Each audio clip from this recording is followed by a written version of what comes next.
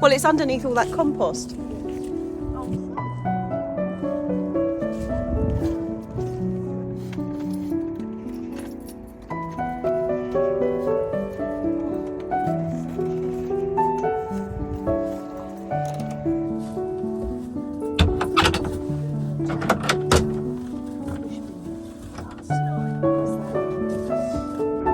Good morning, Lily.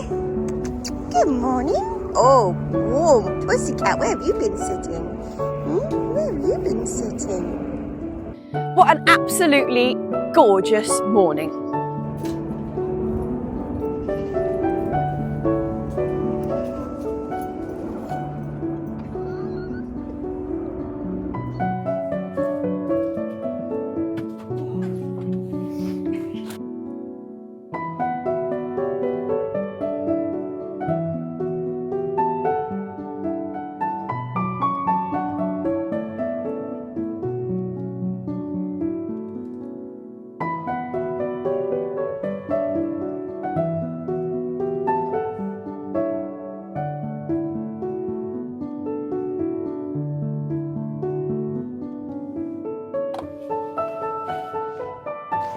But first, I'm going to go and get that manure out of the car.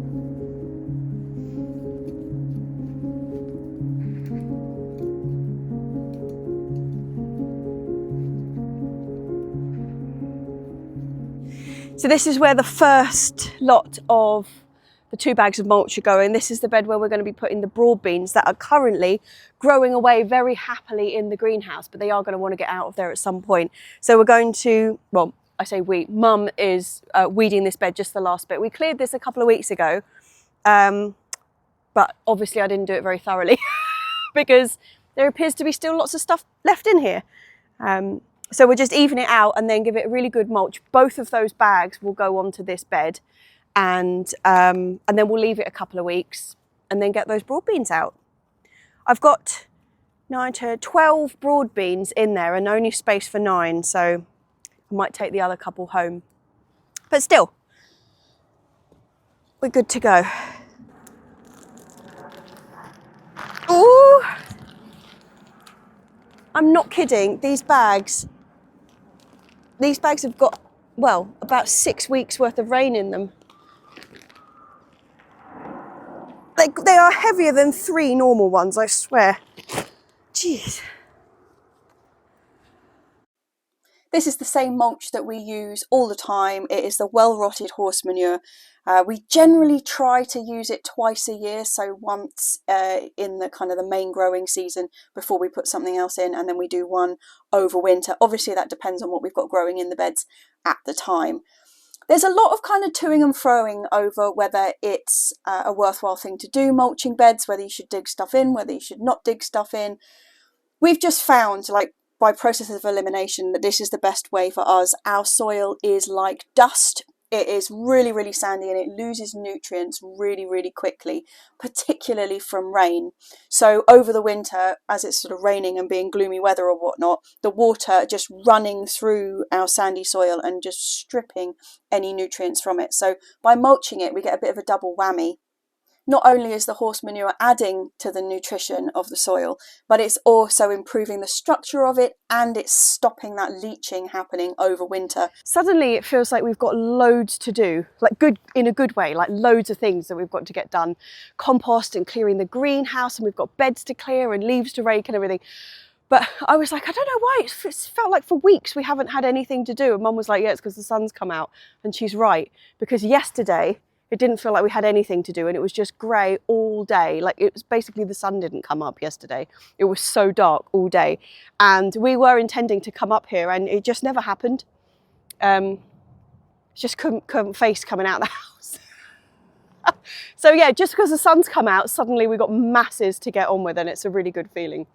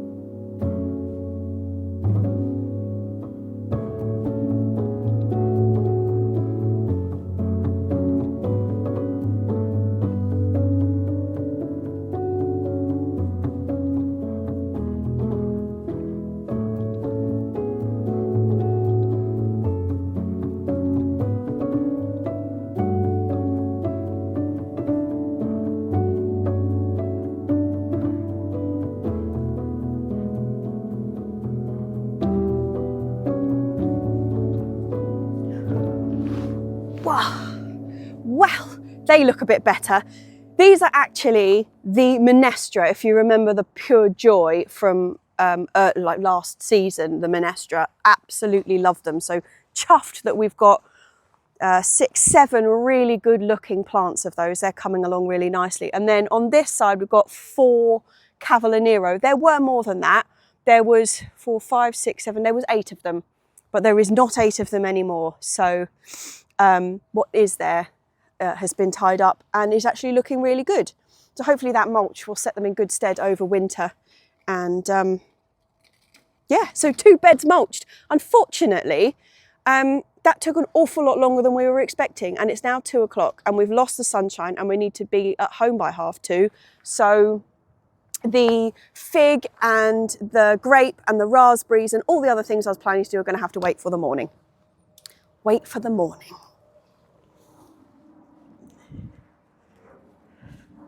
On our way out, I just remembered that I had forgotten to hoik the swing seat back over the fence. This is a daily occurrence at the moment. Even though we've taken the top off, the wind is still catching it. So every day we put it back over the fence. Never mind. Yeah, so we've got to head off. I have got Christmas cards to make, and then I have got to head into town because I have done no Christmas shopping yet, and I really need to get on with that.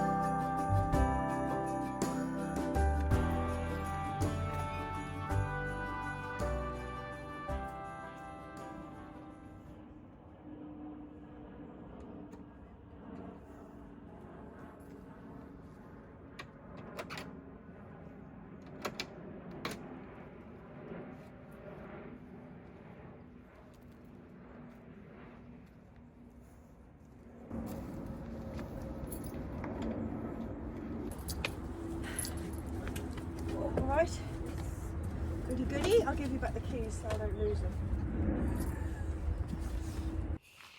And we're back to have another go at the list. It is pruning the grape and the fig this morning that I didn't get round to yesterday.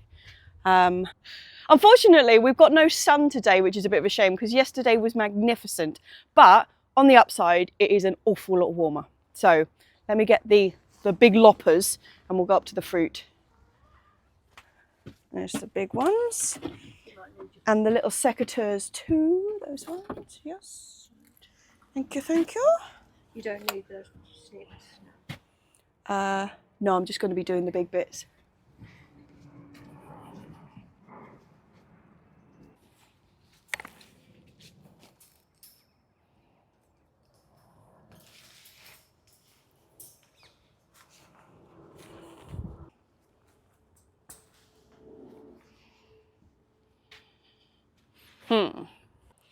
So I'm going to do grape first, but before I do that, I've got all these raspberries in front that I need to chop down just for access, and it's time. They've lost all of their leaves. I mean, I know I'm holding a leaf there, but other than this little tuft at the top, they have lost all their leaves.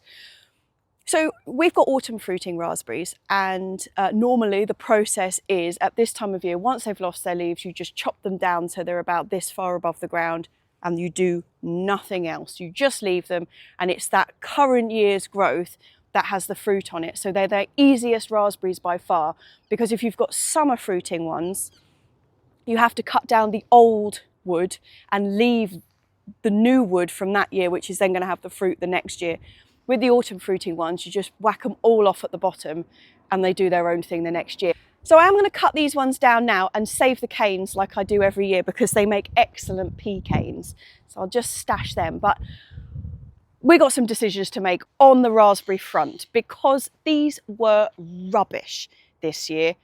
Terrible raspberries. Normally we are inundated. Like you can see, our patch of raspberries is about 1.5 meters by 2.5 meters, I'd say probably. So it's not an enormous patch. But we get so many raspberries, it's jam, it's raspberry sponge, everything.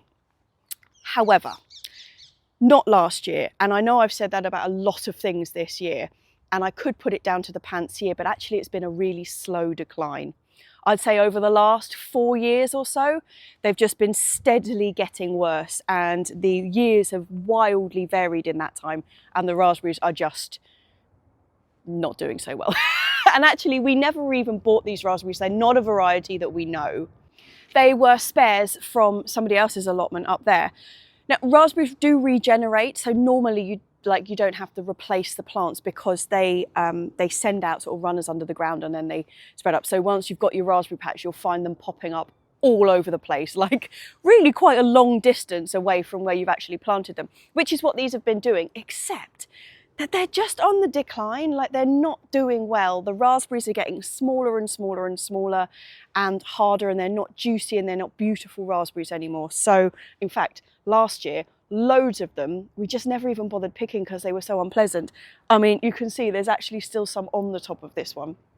So we are very strongly considering just getting rid of all of these ones and starting afresh. It's a possibility.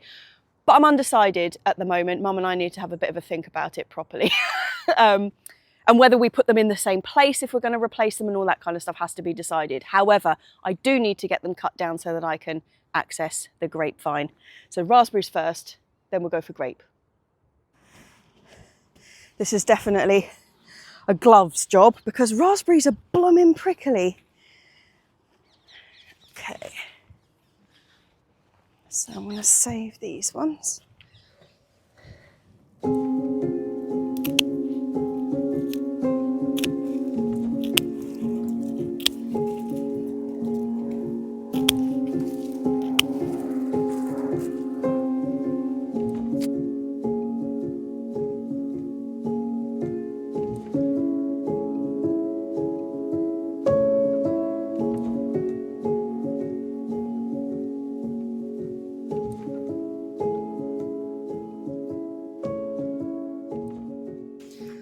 But actually, do you know what? As a mark of just quite how rubbish they are, that is about all I'm going to be able to save as pea canes.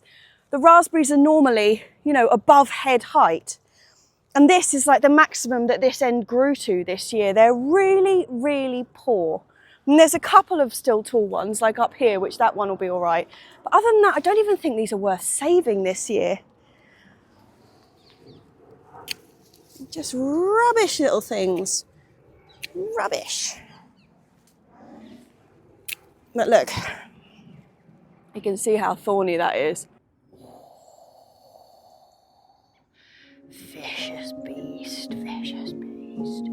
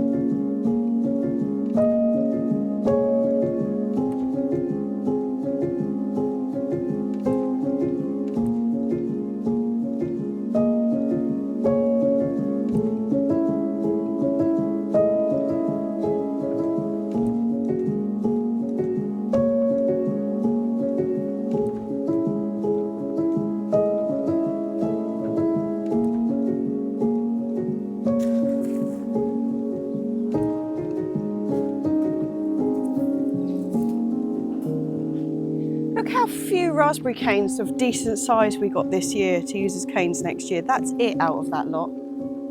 It's pants, all the rest of them are like a foot tall. Useless. Yeah, I think so. We did nothing, no, useless.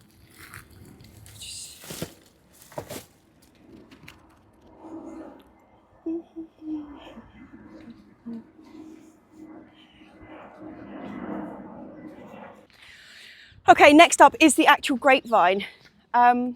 So we haven't had this this vine very long.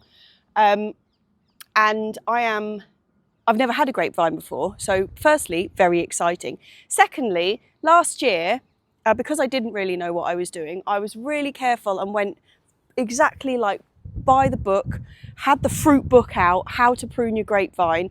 And I did everything it said and we got no grapes. I think it was just the year, not the pruning. So I'm going to do exactly the same thing this year that I did last year and just hope. I know, isn't that supposed to be the definition of madness? So do the same thing over and over again, hoping for a different outcome. But I'm going to do it and we're going to blame it on the year, the reason that we didn't get any grapes. I say that because, oh my God, there's a bit of sun. Oh, and it's gone again. Briefly, it's going to be a mixture of pruning for fruit, you know, taking down to the spurs, but also reshaping, because part of the promise when I begged to get a grapevine, Mum was like, well, you better keep it in check, because a couple of allotments around us have got grapevines which have just basically taken over the whole plot. So I was only allowed one if I kept it to a decent little size. So I'm going to be pruning for size as well as for fruit, like bud counting. So this arm along here is basically doing exactly what I want it to do. It's nice and straight and it's got its little spurs. So I'm going to take these back to 1 bud. You can take it back to 2 according to the book if the bottom one doesn't look strong, but I think in all of these the bottom one's looking really good, so I'm just going to take this back so it's like a nice neat little skeleton. This is the easiest bit.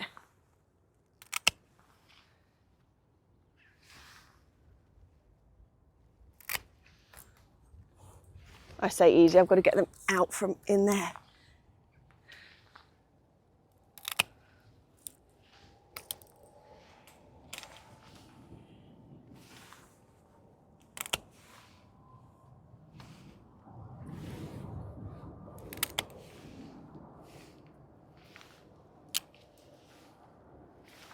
Go to that one.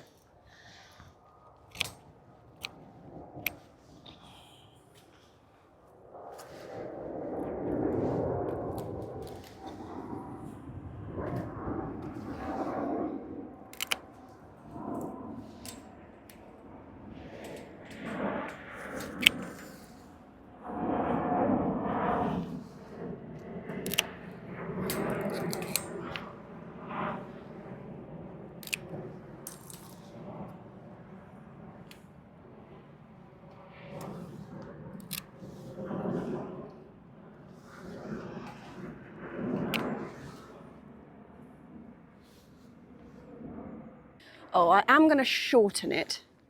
So I'll take it off there, and then we've got it all up growing into here, which is what we don't want. So I'm going to just try and hack this off. Not very beautiful, but try and get it out because it's all caught up everywhere, and this is what I had promised I wouldn't do. That one I'll have to get from the other side, I think, unless it will come through there, will it? Oh yeah. Ooh. Okay, there's another one out there, but I'll get that from the outside, I think. Here it starts to get a little bit more messy. Same thing though, I'm just going to take it off unless there's a place where I don't think we should have a branch at all. That's dead. I can feel that that's dead, but that's not.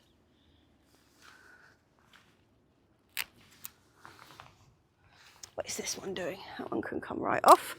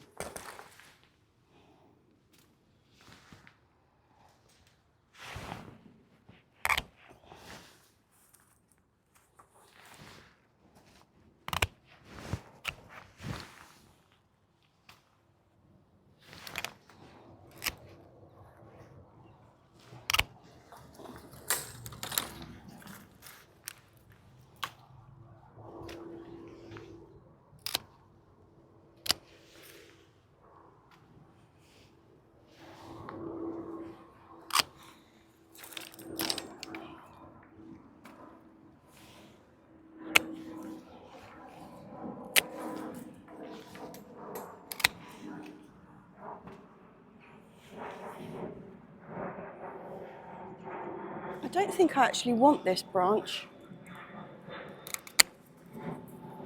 Just want to keep it to the 2 main ones.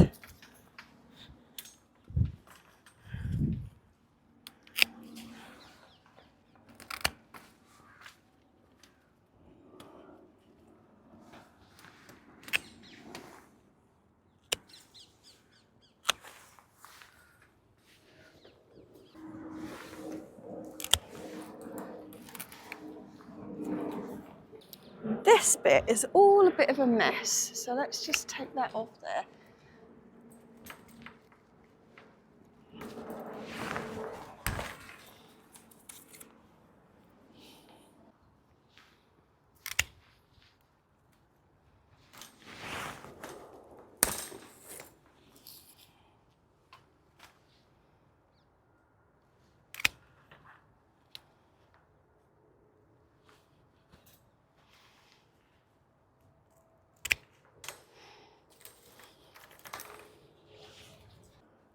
Now here we've got a really snaky bit that what I wanted to do was to get this to grow that way and then up over the door. But I don't think it's going to work. I mean, I've got it there, but this is all just a bit of a mess. So actually, what I think I'm going to do is cut it off about here, maybe here, and straighten that out and then just have it this size and not any bigger. Because our door doesn't have a top bit, you know, it reaches right up, so you have to tie it to the top of the frame rather than it being on the proper support, and I don't think it's going to work long term. So let's just take this one off here. Be brave, be brave.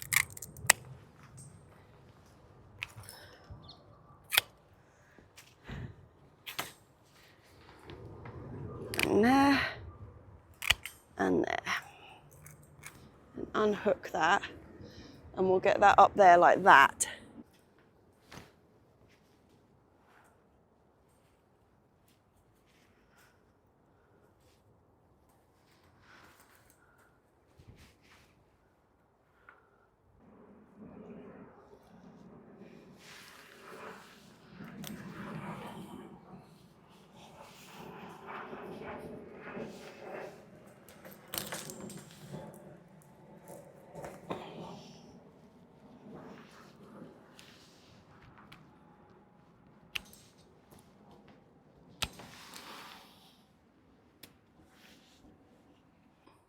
That looks much, much neater.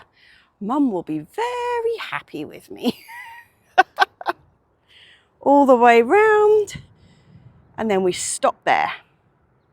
While I'm at it, I'm going to just take a little bit off this pear tree. This is our little conference pear.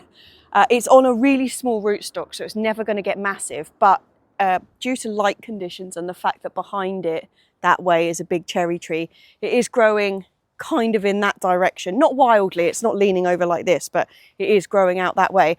And unfortunately, this is the way where we have to, you know, walk around it all the time.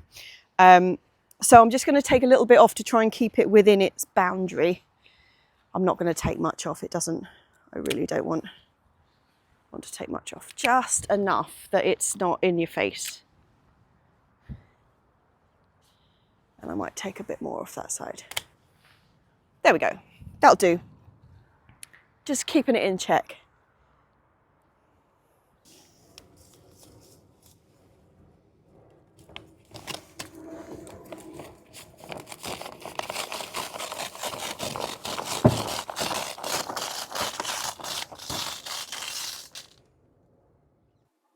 At this point, I decided I should really have a bit of a look at what's going on in the polytunnel, because I haven't been in there for, well, probably more than a week actually. So I thought I'd have a bit of a look. Now, everything is looking okay. The spring onions need a bit of a tidy, but they're all right. Spinach was a goner anyway. The mustard greens are good. The lamb's lettuce is fine. The other mustard greens, the coriander and the parsley, all looking good. And then I noticed this. Little white dots around the base of my chard plants. So having done a bit of investigation afterwards, it turns out that they are something we think called garden springtails, and they're in the soil anyway. I've just never seen them before, and I've never seen them clustered around plants like this. According to all the information I can find, they don't really do any harm. They're absolutely teeny tiny. You can see my finger here for size comparison. I've really checked out the stems of these chard plants, and although this close up they do look a bit pitted, but from the naked eye I can't see that these little garden springtails are doing any damage, and supposedly they just feed off decaying matter and fungi in the soil and that kind of thing, and sometimes they cluster around the base of plants. But yeah, so normally they're in the soil. You can see I'm going to keep an eye on these, and if anybody's got any other information for me, please do share. because this is a new one on me and I will just add it to the list of mysteries in the garden. I'm hoping they're harmless. Just a quick nip inside the greenhouse. Something that I have been doing a lot recently, and actually I'll talk to you about this a bit later, probably tomorrow, is really thinking about what we want to grow next year. Obviously it's that time of year anyway where you start planning, but having had such a difficult year this year, I want to consolidate what we do and don't want to grow. And one of the things that I've decided I am definitely really keen to have another go at is agretti. Now, I don't know if you remember, I had a lot of trouble getting agretti to germinate, and I'm comforted to know that it's a real bugger to get to germinate, but the best way to do it is to get it to self-seed. And I got this one plant, as you can see, it's now dead, it's over, but it did get to the point where it was going to seed. So what I did is I just turned it sort of upside down in the thing and hoped that all the seed was going to fall into the pot, and it has. Can you see all of these? They're big seed, agretti seed. Anyway, I'm now going to just pull what's left of this plant out and leave this pot, label it up, and hope that if we just keep watering it in the spring, they are going to come up and we'll be a bit more successful with it. I do have one other. From my second sowing, I have got one agretti that's come up, so I'm going to pot that one up too. But it was so delicious. It's not something that I've eaten a lot of, but it's a bit like samphire. So it was a really rubbery texture. It was wobbly and long, like pine-like sort of needle leaves, but rubbery and salty and so delicious. We didn't take much of this one home because this was the only one, and I wanted to get it to seed, but we did take one like branch off it, and I just sauteed it really flash like in butter in a pan, and it was so delicious. So yeah, I've got really high hopes for agretti next year. But yeah, I've been thinking a lot about what we do and do not want to grow next year, and trying to narrow down varieties a bit, because last year I went a bit wild with the varieties, and then it being such a poor year and we're a bit all over the place and I felt a bit lost. So I'm going to try and do the opposite next year. I'm going to do the opposite. Right. I think that's probably us finished for today. Yep, Mum is carrying tools back towards the shed. There she is. Taking the loppers back.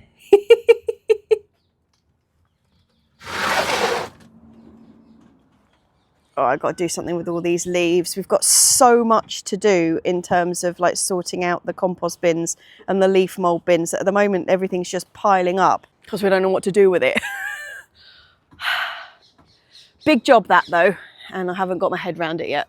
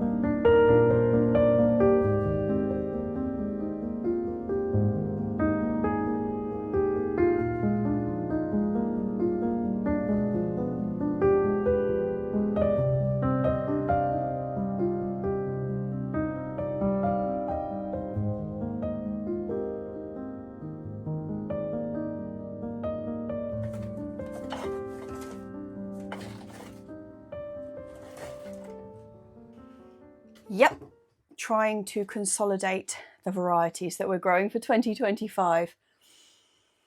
It's not going that well, to be honest. I have got so much seed in these boxes.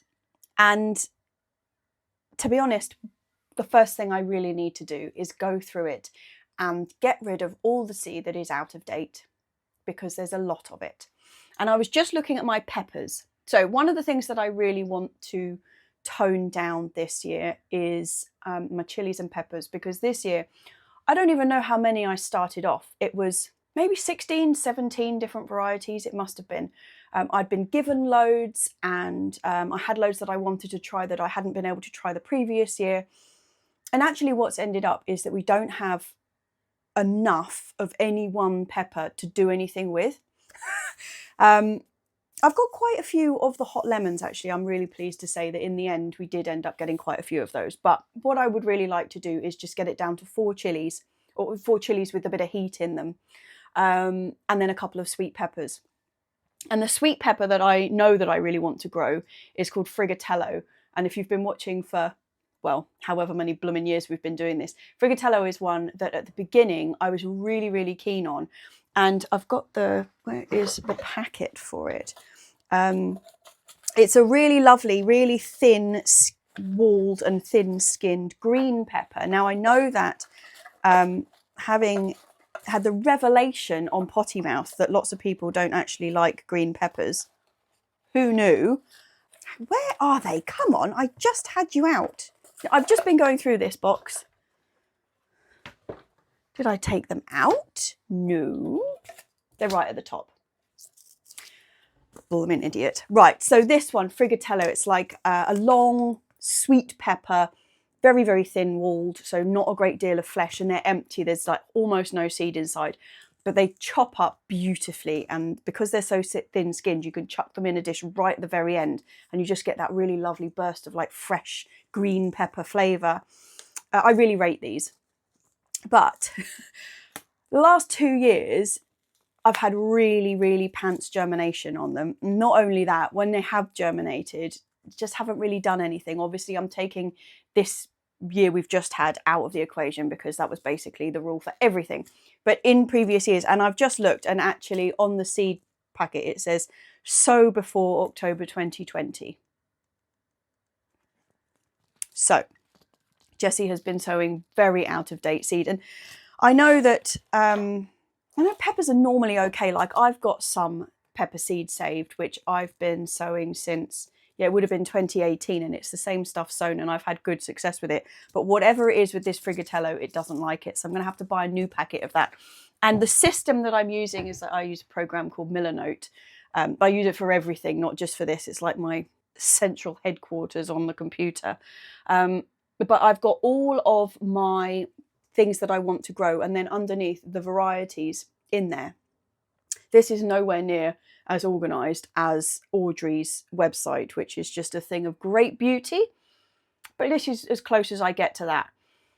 It's things like turnips. So for example, take the turnips. Under the turnips, I've got Petrovsky, Snowball, and Tokyo White, and Milan, which is the one that's got the purple top. Now, I don't really need to grow 4 varieties of turnip, particularly not Snowball and Tokyo White, because they're both white, like basic plain white turnips. Now, I really like Snowball, and that's the one I've been growing for years.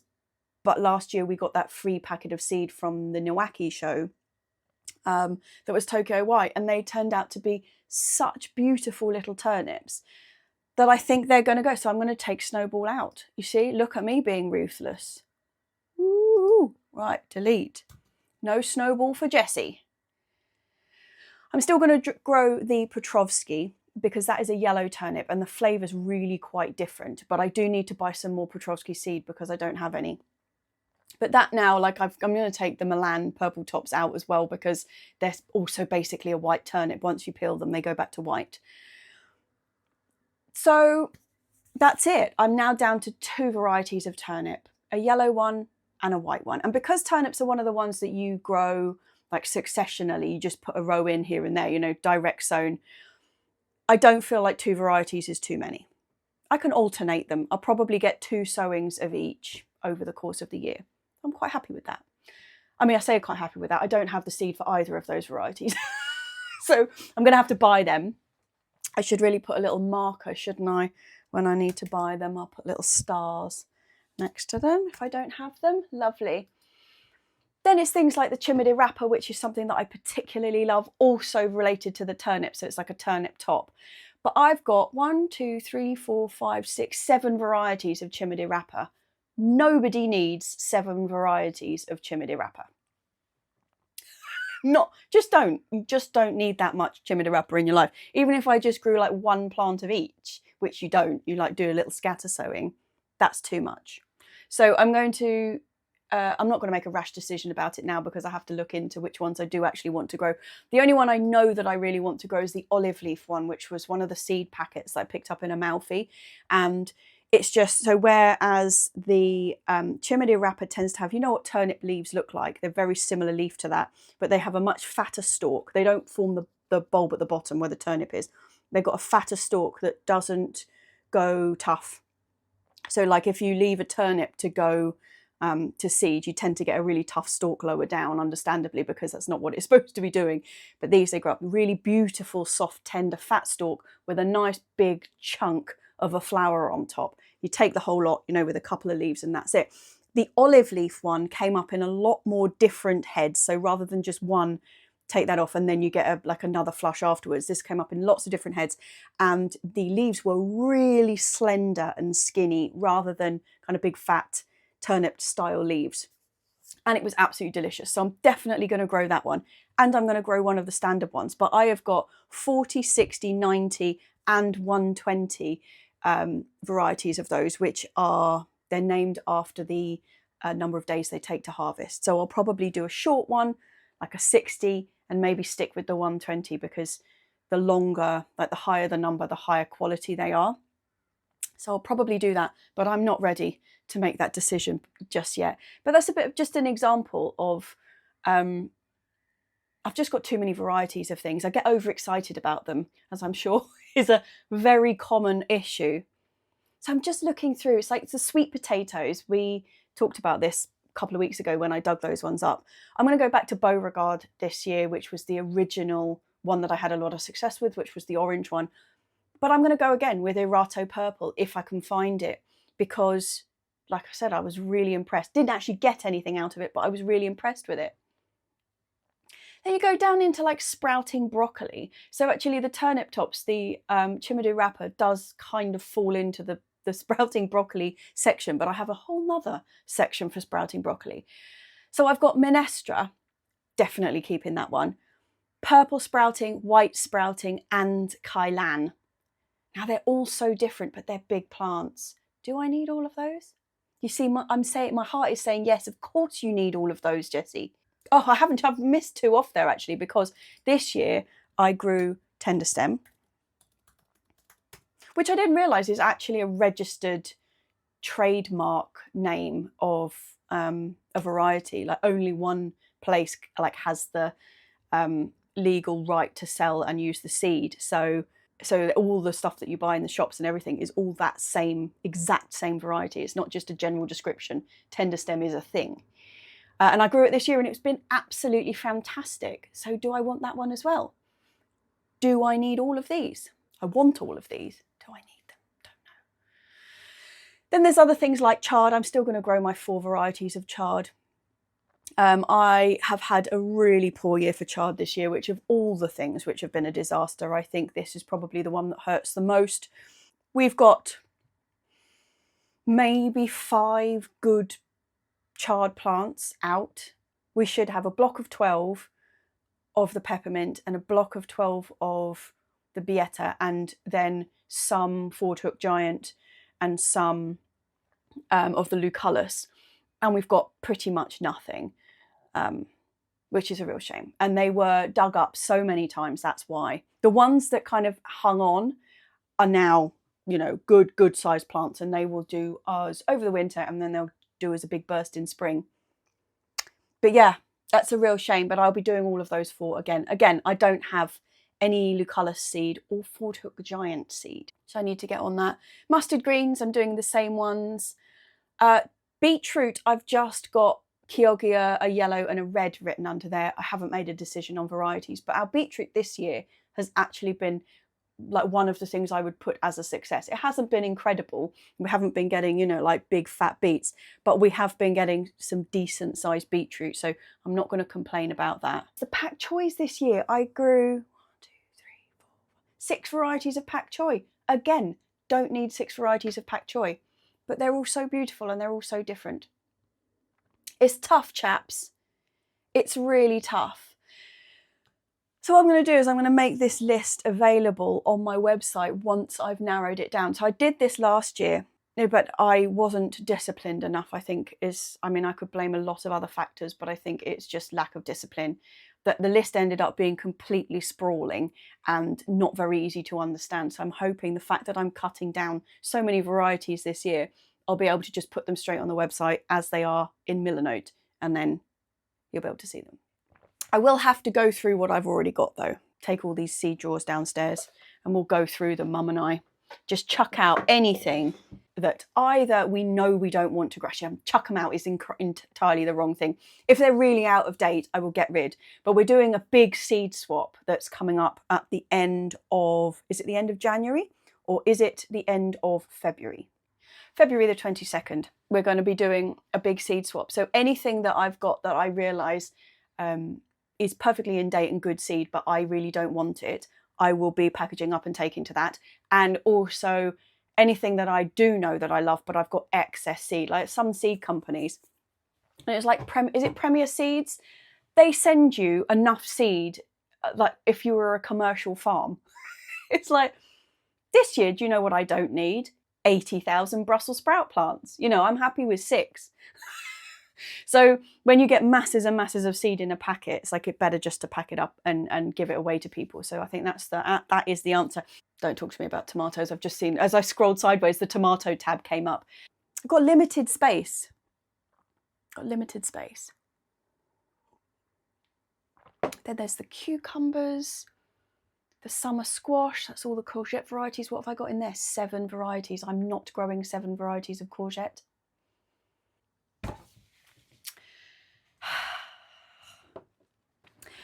Cheers, chaps. I know it's not really rosé weather, but I fancied it, so that's what we're doing. Yeah, so not the most edge of your seat stuff, you know, mulching and pruning, but then again, I mean, even in the middle of summer, this isn't exactly a thriller, is it, this vlog?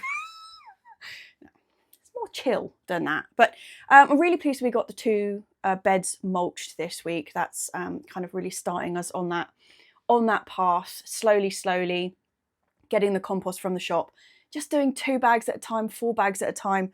It's amazing how heavy that compost was, actually, that horse manure. It's been sat outside at the shop because the area where the manure is in those bags is not covered. And I mean, normally I would be able to take 4 bags on one wheelbarrow and wheel them across, so it would have just been 1 trip rather than 2, but I'm not kidding. I could barely move the wheelbarrow with just 2 bags on it. That's how heavy they were. God.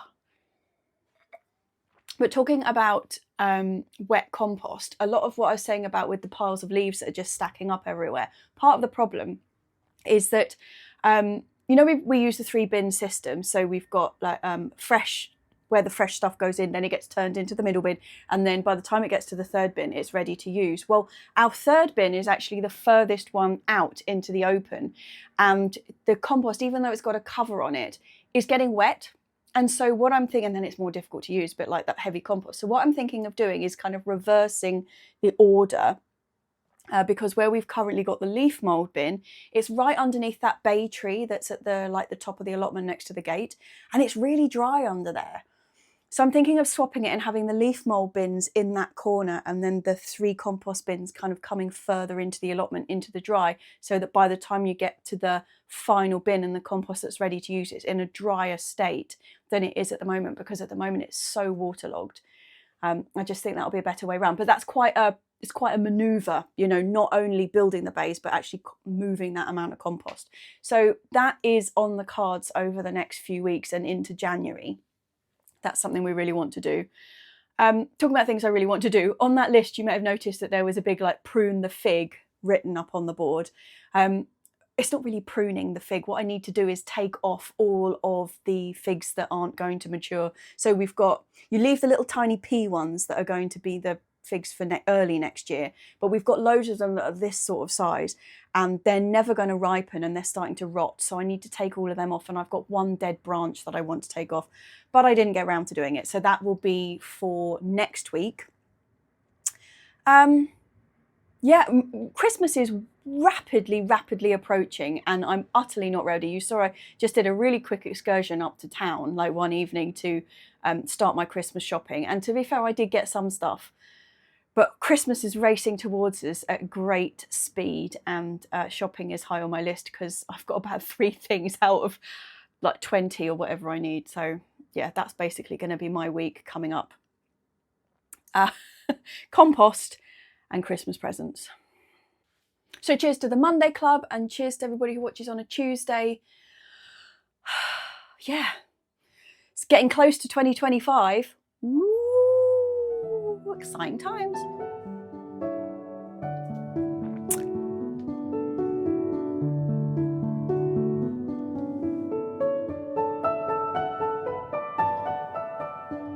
Unfortunately, we've got no sun today, which is a bit of a bummer, but it's not, I can't say bummer.